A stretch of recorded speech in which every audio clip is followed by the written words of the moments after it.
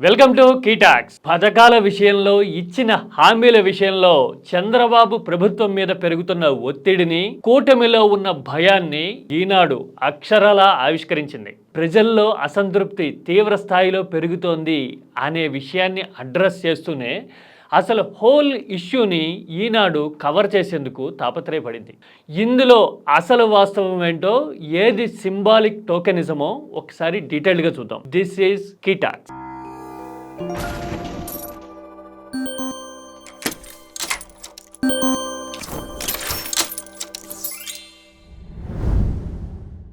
ఇచ్చినవి సరే, మరి మిగిలిన వాటి మాట ఏమిటి అనే అర్థం వచ్చేలాగా పుల్ల విరుపుగా ఈనాడు ఫ్రంట్ పేజీలో భారీ కథనం రాసింది. కూటమి అధికారంలోకి వచ్చి ఏడాది అవుతున్న సందర్భంగా హామీలు అమలు చేయలేదు అనే మాట పదే పదే వినిపిస్తుండేసరికి పరోక్షంగా ఆ అసంతృప్తిని చల్లబరిచే ప్రయత్నం ఈనాడు చేసింది. కూటమి అధికారంలోకి వచ్చిన తర్వాత సంక్షేమాన్ని కుప్పలు తెప్పలుగా అమలు చేస్తోంది అని చెప్పడానికి ప్రయత్నించడం కనబడుతుంది.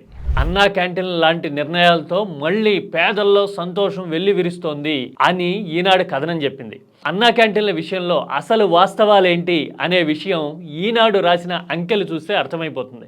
రాష్ట్ర వ్యాప్తంగా మొత్తం 180 అన్నా క్యాంటీన్లు తెరిచారట. అంటే మొత్తం 175 నియోజకవర్గాలు ఉంటే సగటున ఒక నియోజకవర్గానికి ఒక అన్నా క్యాంటీన్ ఉందనుకోవాలి. ఈ అన్నా క్యాంటీన్లు 2,50,000 మందికి ఆహారం అందిస్తూ ఉన్నాయి అని కూడా ఈనాడు రాసింది. ఒకవేళ అదే నిజం అని తీసుకుంటే గనక మొత్తం 6 కోట్ల జనాభాలో 2.5 లక్షల మంది ఎంత పర్సెంటు?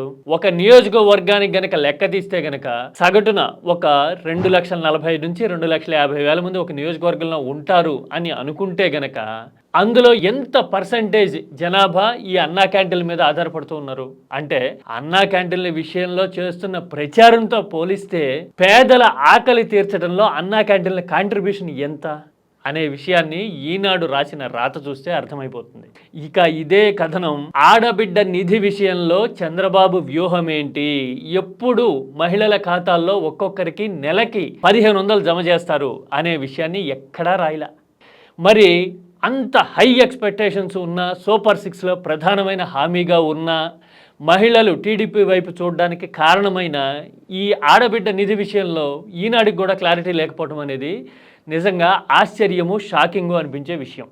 ఆ తర్వాత నిరుద్యోగ భృతి విషయం కూడా అంతే. ఆ పథకం అమలు విషయంలో ఎప్పుడు నిర్ణయం తీసుకుంటారు, ఎప్పుడు అమలు చేయబోతున్నారు, సంవత్సరం అయినా కానీ అసలు ఆ పేర్లే ఎందుకు వినిపించట్లేదు అనే విషయాన్ని ఎక్కడా రేఖామాత్రంగా కూడా ప్రస్తావించలా. అసలు ఇందులో ఆ డీటెయిల్సే లేవు. పథకాల అమలు విషయంలో జనంలో అసంతృప్తి ఉంది అనే విషయాన్ని గమనించారు కాబట్టి దాన్ని చల్లబరిచేందుకు, ఆయింట్మెంట్ రాసేందుకు ఒక ప్రయత్నంలాగా ఇది చేశారు అనుకోవాలి. ఆ తర్వాత జగన్ ప్రభుత్వంతో పోలిస్తే అద్భుతంగా పథకాలు అమలవుతున్నాయి అని చెప్పడానికి ఈనాడు సెంటెన్స్కి ఒకసారి ప్రయత్నం చేసింది. న్యూట్రల్గా ఆలోచించగలిగే సగటు రీడర్కి ఎవరికైనా ఒకటే డౌట్ వస్తుంది. ఇప్పుడు తల్లికి వందనం అనే సంక్షేమ పథకం చంద్రబాబు అమలు చేయబోతున్నారు అని కౌంట్ డౌన్, బిల్డప్ రెడీ చేశారు కదా. ఆ పథకానికి మూలం ఏంటి? అమ్మఒడే కదా. అది అసలు రాష్ట్ర చరిత్రలోనే మొదలుపెట్టింది ఎవరు? తర్వాత రైతులకి పంట సాయం చేయడం అనే విధానం ఎప్పుడు మొదలైంది? ఎవరి ప్రభుత్వ హయాంలో మొదలుపెట్టారు? మరి ఇలాంటి వాస్తవాలను కూడా విస్మరించేలాగా అసలు సంక్షేమ ఆవిష్కరణలు అన్నీ ఇప్పుడే జరుగుతున్నట్టుగా ఈనాడు చేసిన ప్రయత్నం చూస్తుంటే అసంతృప్తి సెగ అనేది కూటమికి తగులుతోంది. అందుకే ఈనాడు రంగంలోకి దిగింది అనే విషయం మనకి అర్థమవుతుంది. ఏమంటారు? This is కీటాక్స్.